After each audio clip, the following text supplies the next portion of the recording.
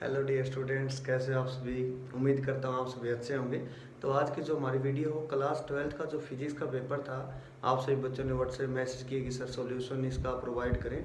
तो आज मैं इसका सॉल्यूशन आप सभी को प्रोवाइड करवा रहा हूँ। तो क्वेश्चन वाइज चलेंगे, उसकी डिटेल नॉलेज जो है उसके बारे में बात करेंगे। आइए तो स्टार्ट करते हैं बिना किसी देरी के। जो हमारा अभी हरियाणा बोर्ड का जो एग्ज़ाम था क्लास 12th फिजिक्स का, तो उसके बारे में हम बात करेंगे। तो क्वेश्चन नंबर 1 क्या था हमारा, in A P type semiconductor the minority charge carrier is. Question number 1 था पी टाइप सेमीकंडक्टर है हमारे पास, पी टाइप सेमीकंडक्टर, इसके अंदर माइनॉरिटी चार्ज कैरियर पूछा गया था आपसे। तो माइनॉरिटी चार्ज क्या होते हैं, जिनकी संख्या हमारे पास कम होती है उनको माइनॉरिटी बोलते हैं, जिसकी संख्या ज्यादा होती है उसको क्या बोलते हैं, मेजोरिटी। तो पी टाइप सेमीकंडक्टर में है ना, पॉजिटिव चार्ज तो क्या होता है, मेजोरिटी होता है। तो नेगेटिव चार्ज, नेगेटिव मीन्स यहाँ पे क्या होगा, आपके पास जो इलेक्ट्रॉन है, और पॉजिटिव यहाँ पे क्या होता है, होल होता है। तो आपके पास माइनॉरिटी चार्ज कैरियर था, आप लोगों को जो ठीक करना था वो करना था इलेक्ट्रॉन के ऊपर। तो पी टाइप सेमीकंडक्टर में इलेक्ट्रॉन जो होते हैं वो क्या होते हैं, minority charge carrier. Question number 2 क्या था, at absolute zero temperature, absolute zero के ऊपर पूछा गया था। आपके पास जो क्रिस्टल है, कोई जर्मेनियम है, सिलिकॉन कुछ भी हो आपके पास, तो पूछा गया था किसकी तरह बिहेव करेगा, एट एब्सोल्यूट जीरो केल्विन। तो मैं आपको बता दूं, एब्सोल्यूट जीरो के ऊपर है ना, कोई भी सेमीकंडक्टर, सिलिकॉन है या जर्मेनियम है, वो बिहेव करता है एज एन इंसुलेटर, और रूम टेम्परेचर पे कंडक्टर की तरह बिहेव करता है। तो इसका आपको आंसर टिक करना था परफेक्ट इंसुलेटर। ये एमसीक्यू जो आए थे उसके बारे में बात कर रहा हूँ मैं। क्लास 12 जो बोर्ड है उसके हरियाणा बोर्ड के जो क्वेश्चन थे उनका पैटर्न मैं आपको बता रहा हूँ, किस टाइप का पेपर आया था, क्या क्या उनके आंसर थे।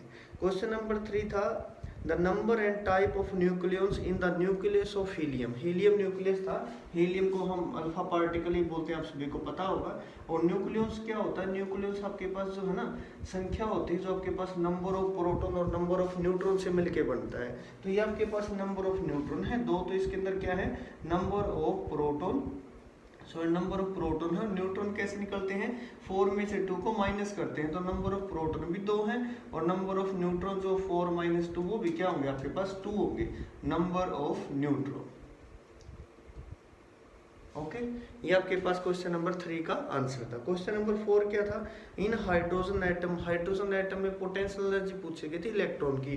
तो kinetic energy, potential, total potential energy वैसे भी नेगेटिव में होती है, और क्या होती है, 1/4πε0। क्यों, मतलब कि जो चार्ज होते हैं इलेक्ट्रॉन में पूछा गया था, जेड ई स्क्वायर बोल सकते हैं। हाइड्रोजन के लिए जेड की वैल्यू 1 रहेगी, तो E²/r, ये आपके पास पोटेंशियल एनर्जी रहेगी with negative sign. Is it clear. Question number जो 5 था उसमें पूछा था कि डी ब्रोगली वेवलेंथ जो होगी ना, किसके प्रोपोर्शनल होगी, इनवर्सली प्रोपोर्शनल, 4 ऑप्शन दे रखे थे। तो डी ब्रोगली वेवलेंथ लैम्डा होता है ना, वो होता है h/mv, या मोमेंटम बोल दो इसको, p, ठीक है। उसके बाद मास का दे रखा था डायरेक्ट इनवर्सली प्रोपोर्शनल नहीं, पी जो दिया होता है ना, पी का फॉर्मूला होता है √2 × m × काइनेटिक एनर्जी। इसी फॉर्मूले को हम चेंज करके √2 × m × e × v बनाते हैं। और डायरेक्ट ये क्वेश्चन आया भी था, किस सेट में आया था वो देख लेना। लैम्डा का आपको डायरेक्ट रिजल्ट बता रखा है 12.27 √v × एंगस्ट्रॉम, वहां पे v 100 वोल्ट दिया हुआ था। तो इसका आंसर था इनवर्सली प्रोपोर्शनल टू मास। अब हम क्वेश्चन नंबर 6 की बात करते हैं। ये बोला गया electron emission from metallic surface is possible. तो इलेक्ट्रॉन इमिशन कब होगा मेटेलिक सरफेस से, उसके लिए क्या कंडीशन बताई थी। तो थ्रेशोल्ड फ्रीक्वेंसी बताई थी सर, लेकिन पेपर वाले तो थ्रेशोल्ड वेवलेंथ पूछ लिया। उस केस में हम क्या करेंगे, तो थ्रेशोल्ड फ्रीक्वेंसी और वेवलेंथ उल्टे होते हैं। तो फ्रीक्वेंसी तो क्या होनी चाहिए थी, थ्रेशोल्ड फ्रीक्वेंसी से ज्यादा। सिमिलर वे में जो वेवलेंथ होगी ना, वो लेस देन होनी चाहिए आपके पास, किससे, थ्रेशोल्ड वेवलेंथ से, तब जाके पॉसिबल है लेस देन थ्रेशोल्ड वेवलेंथ। इसका ये आंसर आएगा। ओके, नेक्स्ट क्वेश्चन की तरफ मूव करते हैं। नेक्स्ट क्वेश्चन में क्या बोला गया है, क्या पूछा गया है। तो आपके पास स्पीड ऑफ लाइट गिवन है एयर के अंदर 3 × 10⁸, जो आप सभी को पता होगी। लेकिन किसी मीडियम में जाते हैं ना, तब स्पीड ऑफ लाइट सेम नहीं रहती, तब आपके पास स्पीड ऑफ लाइट बदलती है, वेवलेंथ ही बदलती है। जो सेम रहता है वो क्या रहता है पता, फ्रीक्वेंसी। फ्रीक्वेंसी हमेशा सेम रहती है। आपके पास स्पीड ऑफ लाइट दे रखी थी एयर के अंदर 3 × 10⁸, ठीक है। ग्लास के अंदर पूछी गई थी, ग्लास के अंदर स्पीड कितनी होगी। ग्लास का रिफ्रैक्टिव इंडेक्स दे रखा था 1.5। ऐसे भी याद रख लेना, ग्लास का आप लोगों को बता रखा था, ग्लास का जो जी होता है ना वो 2 जैसा होता है, 2 लिख दो, 1 ऐड कर दो 3। चलो ये गिवन था तो कोई दिक्कत नहीं। μ = c/v फॉर्मूला लगाएं, v = c/μ। c कितना होता है 3 × 10⁸, और म्यू की वैल्यू दे रखी थी 1.5, तो 2 इंटू 10⁸ ये आंसर था इसका कि जो स्पीड ऑफ लाइट है उसकी जो वैल्यू है ग्लास मीडियम के अंदर कितनी हो जाएगी, 2 इंटू 10⁸ मीटर पर सेकेंड। ओके, नेक्स्ट क्वेश्चन की तरफ मूव करते हैं। Angle of minimum deviation given था आपके पास, एंगल ऑफ प्रिज्म गिवन था, म्यू पूछा गया था रिफ्रैक्टिव इंडेक्स, जो प्रिज्म फॉर्मूला होता है आप सभी को पता होगा। क्वेश्चन नंबर ये आ चुका है 8। क्वेश्चन नंबर 8 में म्यू पूछा गया था, म्यू का फॉर्मूला होता है sine I by sine R, और जो आई होता है इसको पूरा सोल्व करेंगे ना, जब साइन ये फॉर्मूला बनता है ए प्लस डेल मिनिमम जो डेविएशन होता है डिवाइडेड बाई में 2, और यहाँ पे साइन जो आर होता है ना वो a बाई 2 होता है, ये है एंगल ऑफ प्रिज्म। सारा डेटा गिवन था, साइन ए आपके पास था 60 और डेल जो मिनिमम दे रखा था 30 दे रखा था, इसको 2 से डिवाइड करो। साइन ये था आपके पास 60 बाई 2, ये 90 बाई 2 45 हो गया, साइन 45 सभी को पता 1 बाई रूट 2 होता है, ये 30 हो गया, साइन 30 की वैल्यू कितनी होती है 1 बाई 2, तो 2 ऊपर जाएगा, रूट 2 नीचे है, तो ये आपके पास ओवरऑल क्या बन जाएगा, रूट 2 बन जाएगा। ओके, यह इसका आंसर था। नेक्स्ट आपके पास क्या है, डबल कॉन्वेक्स लेंस गिवन था, उसका म्यू गिवन था आपको 1.5, ठीक है, फोकल लेंथ गिवन थी 20 सेंटीमीटर, और आपसे ये पूछा गया था रेडियस क्या होगी, रेडियस ऑफ कर्वेचर क्या होगा अगर सेम आपके पास रेडियस ऑफ कर्वेचर दोनों सरफेसेस के, उस केस में तो बता दो आपके पास डबल कॉन्वेक्स था, बाई कॉन्वेक्स था इस प्रकार से, तो इसका रेडियस ऑफ कर्वेचर इस साइड में होगा r1 और इसका इस साइड में होगा r2, सेम होंगे दोनों के दोनों, बट इसका नेचर नेगेटिव होगा, इसका पॉजिटिव होगा, क्योंकि राइट साइड में या फिर डायरेक्शन ऑफ इंसिडेंट रे अगर कंसेप्ट लगाए तो ये पॉजिटिव ये नेगेटिव है, दोनों के दोनों सेम है, इक्वल है मैग्नीट्यूड में। तो सर लेंस मेकर फॉर्मूला क्या था वो अप्लाई करेंगे, 1/f is equal to mu minus 1/r, minus 1/r नहीं लिखोगे, नेगेटिव साइन लगेगा क्योंकि सेकंड के लिए इस साइड है लेफ्ट साइड में और ये राइट साइड है, तो माइनस माइनस क्या हो जाएंगे प्लस, तो ये आपके पास बनेगा 1/m फोकल लेंथ 20 गिवन थी, म्यू 1.5 माइनस 1 कितना हो जाएगा 0.5, और 1/r प्लस 1/r ये हो जाएगा 2/r, 0.5 इंटू 2 1 होता है, तो 1 से 1 तो r जो होगा आपके पास कितना आएगा प्लस का 20 सेंटीमीटर, ये इसका आंसर था। जो भी आपके पास ऑप्शन था उसके अकॉर्डिंग आप लोगों ने ये पुट करना था। ओके, नेक्स्ट क्या आपके पास क्वेश्चन नंबर 10, रेनबो जो होता है, रेनबो के अंदर सब कुछ होता है, डिस्पर्जन भी होता है, और क्या पूछा गया था आपके पास टोटल इंटरनल रिफ्लेक्शन भी होता है, रिफ्रैक्शन भी होता है, क्योंकि साथ के साथ कलर भी बनते हैं उसमें, और रिफ्रैक्शन भी होता है, डिस्पर्जन भी होता है, तो ऑल ऑफ दीज आपको इसका आंसर लिखना था। और जो प्रिज्म जो रेनड्रॉप होते हैं वो एक टीनी प्रिज्म या स्मॉल प्रिज्म की तरह काम करते हैं। नेक्स्ट आपके पास था Lenz law is based on, Lenz law पूछा गया था बहुत बार। लेंस लॉ जो होता है एप्लीकेशन है कंजर्वेशन ऑफ एनर्जी, तो कंजर्वेशन ऑफ एनर्जी को ओबे करता है।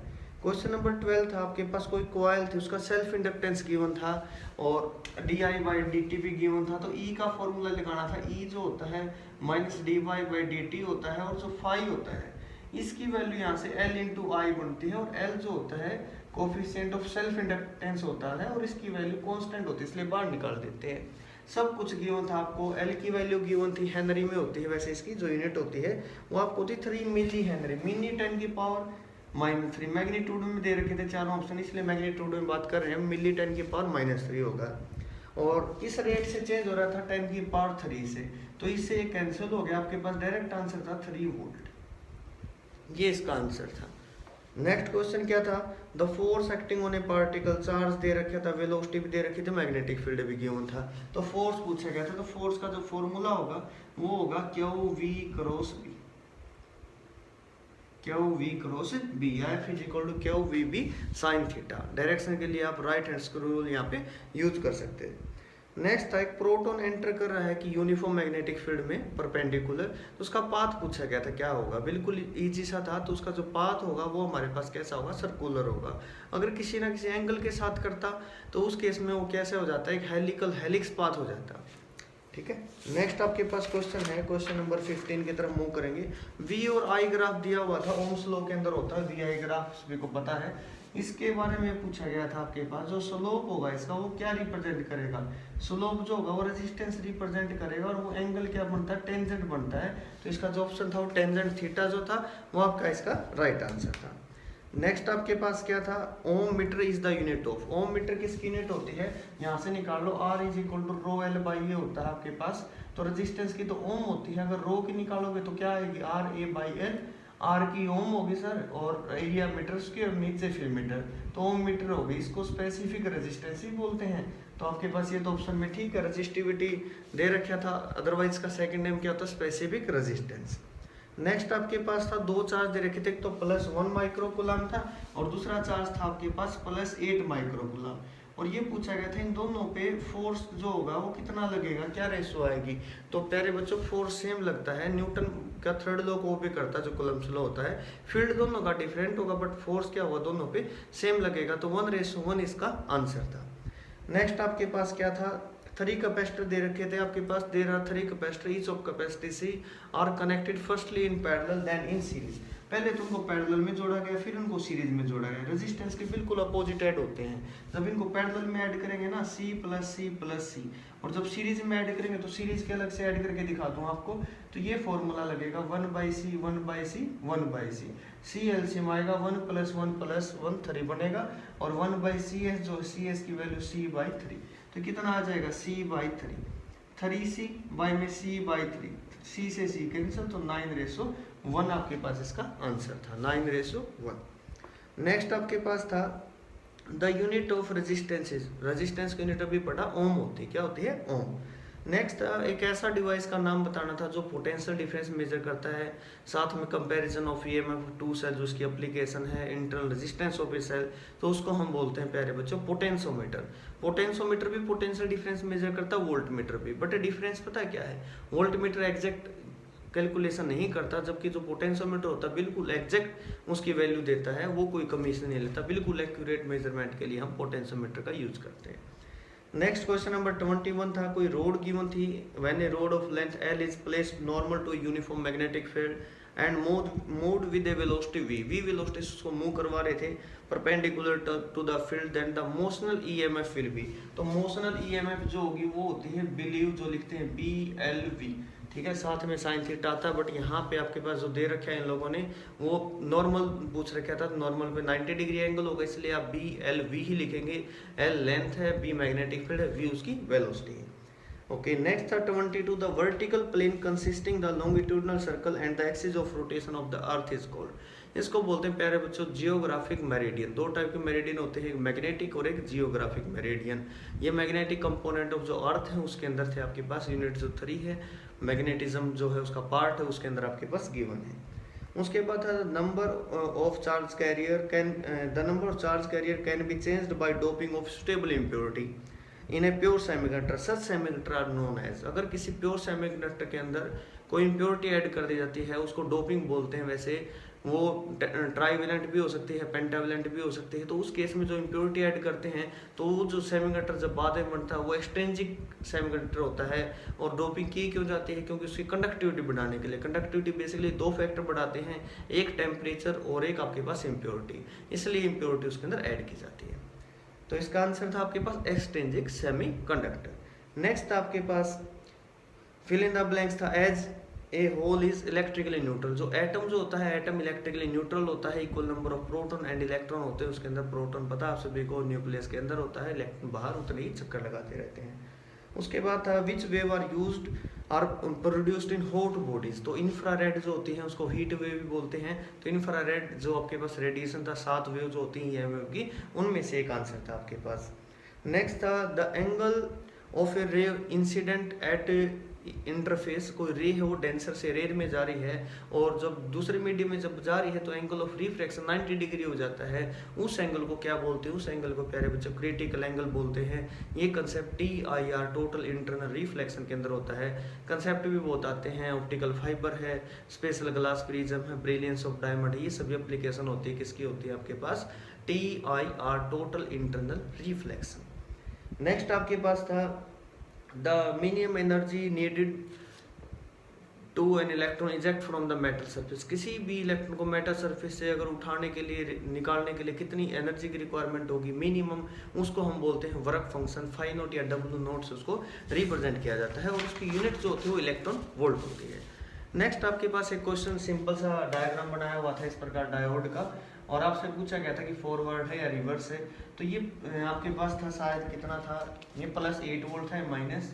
तो इससे मतलब ये तो आसान सा दे रखा था, आप आराम से बता भी सकते थे कि सर P पॉजिटिव से कनेक्ट है, लेकिन ऐसा लॉजिक लगता नहीं। अगर मैं आपको बोल दूं कि यहाँ पे कोई ये डायोड है, इसका आंसर आप कमेंट में जरूर बताएं। अगर यहाँ मैं इसको -2 वोल्ट से अटैच कर दूँ, इसको -4 वोल्ट से, अब देख लें कोई भी हमारे पास क्या है पॉजिटिव से कनेक्ट नहीं है। तो इस केस में इसको कौन सा बोलेंगे, फॉरवर्ड या रिवर्स, तो कमेंट में जरूर बताना आंसर। नेक्स्ट आपके पास तो न्यूक्लियाई है, उसका मास नंबर की रेशो गिवन थी आपको 1:27 और न्यूक्लियर डेंसिटी की पूछी गई थी। तो न्यूक्लियर डेंसिटी की जो रेशो होगी 1:1 होगी। क्यों होगी, क्योंकि जो डेंसिटी होती है वो मास बाई वॉल्यूम होती है, मास बाई वॉल्यूम। मास जो होगा m इंटू में जो आपके पास मास नंबर है इंटू वॉल्यूम, वॉल्यूम 4/3 पाई r क्यूब होगा। और जो r होता है इसका एक फॉर्मूला होता है r0 r0 खुद एक कांस्टेंट होता है, उसकी वैल्यू 1.2 फर्मी हम लोग यूज करते हैं। जब ये वैल्यू यहाँ पुट की जाएगी इसके अंदर तो ये कांस्टेंट रिजल्ट देगा 4/3 पाई r0 इसकी पावर क्यूब हो जाएगी और a से कट के a बन जाएगा, a से a कैंसिल हो जाएगा, सब कुछ कांस्टेंट है। तो डेंसिटी जो होती है कांस्टेंट ही होती है, तो 1:1 इसका आंसर आएगा। नेक्स्ट आपके पास यंग्स अपैरेटस को अगर वाटर के अंदर डिप कर दे या फिर लाइट को बदल दे, कलर बदल दे, तो उससे फर्क पड़ता है, कहीं को कि सर फर्क ही नहीं पड़ता। फ्रेंच विड्थ या जो बीटा होता है उस पर क्या इफेक्ट होता है, बीटा जो होता है लैम्डा d/d होता है, वेवलेंथ चेंज होती है। चेंज भी क्या, जब वाटर में डिप करोगे ना वेवलेंथ या स्पीड ऑफ लाइट कम होती है, कम होगी तो स्पेसिंग भी क्या होगी आपके पास, कम होगी। ये आपको आंसर देना था कि जो फ्रेंच विड्थ होगी डिक्रीजेस, ये इसका आंसर आएगा। नेक्स्ट आपके पास था the speed of light in glass independent is the speed of light. पूछ रहा है क्या स्पीड ऑफ लाइट इंडिपेंडेंट होती है जब उसको ग्लास मीडियम में डाला जाए, नहीं, डिपेंड करती है, क्योंकि रिफ्रैक्टिव इंडेक्स जो होता है हर एक कलर का वेवलेंथ पे डिपेंड करता है, और जितने भी कलर हैं सबकी वेवलेंथ डिफरेंट होती है, तो उनका रिफ्रैक्टिव इंडेक्स भी डिफरेंट होगा, उनके अंदर उसकी स्पीड भी डिफरेंट होगी। तो इसका आंसर था नो। नेक्स्ट आपके पास था 2 thin lenses of power given थी, शायद इससे आसान क्वेश्चन नहीं आ सकता। +5 डायोप्टर और -3 डायोप्टर। +5 डायोप्टर तो बता रहा है सर कॉन्वेक्स है और -3 डायोप्टर बता रहा है कॉनकेव, इन दोनों को ऐड करना था तो ये बन जाती +2 डायोप्टर। अगर इसकी फोकल लेंथ पूछ लेता बाय चांस तो P = 1/f आपके पास होता है, तो f हो जाती 1/2 मतलब 0.5 मीटर। सेंटीमीटर में आप 100 से मल्टीप्लाई कर लो, आराम से आंसर आ जाता है। उसके बाद ये है आपके पास under what condition is terminal voltage is equal to EMF। Terminal voltage और EMF में क्या रिलेशन होती है, जो EV होता है वो होता है E - IR। I करंट होता है इसमें, अगर करंट ना लिया जाए ओपन सर्किट की बात करें तो E और V एक दूसरे के इक्वल होते हैं, और जब किसी सेल को चार्ज किया जाता है तब EMF टर्मिनल पोटेंशियल डिफरेंस से लेस होती है, अदरवाइज वैसे ही ज़्यादा होती है EMF। तो इसमें था in an open circuit both are equal. Next आपके पास था right the relation between I and VD। तो मैंने आपको याद करवा रखा था, बताया भी था I = V ना याद रखना था NEAVD। तो डायरेक्टली प्रोपोर्शनल भी किसी बच्चे ने लिखा तो उसको भी नंबर मिलेंगे, I directly proportional to VD। वैसे रिलेशन ये होती है I = NEAVD। N number density होती है इलेक्ट्रॉन का charge, A cross sectional area होता है, VD ड्रिफ्ट वेलोसिटी होती है। फिर आपसे मैग्नेटिक फील्ड पूछा था, इस प्रकार से ऐसा सर्कल सा बना रखा था आपके पास, ये एरो ऐसे गई थी, करंट ऐसे जा रहा था, यहाँ मैग्नेटिक फील्ड पूछा था। कभी भी उस लाइन के ऊपर कभी मैग्नेटिक फील्ड होता नहीं, इसकी वजह से नहीं होगा, इसकी वजह से नहीं होगा, इसकी और इसकी वजह से होगा, लेकिन वो भी क्या होगा, उनके डायरेक्शन अपोजिट होने के कारण एक दूसरे को कट कर देंगे। कट करने का मतलब आप अप्लाई करके देखेंगे, जहाँ करंट जा रहा है एक बार तो डायरेक्शन डाउनवर्ड आएगी और दूसरी बार डायरेक्शन अपवर्ड आएगी, तो दोनों की वजह से सेम मैग्नेटिक फील्ड होगा, एक अपवर्ड या टुवर्ड्स द ऑब्जर्वर, एक अवे फ्रॉम द ऑब्जर्वर। तो नेट जो मैग्नेटिक फील्ड होगा वो 0 होगा उन दोनों की वजह से। डायरेक्ट फॉर्मूले भी थे इसके निकालने के। तो इस प्रकार से आपका जो 35 जो क्वेश्चन थे इनका सॉल्यूशन था। अगर आपका कोई और सेट हो और कोई प्रॉब्लम हो तो आप कमेंट सेक्शन में डाल सकते हैं या मुझसे पूछ सकते हैं। Thank you so much, thanks for watching.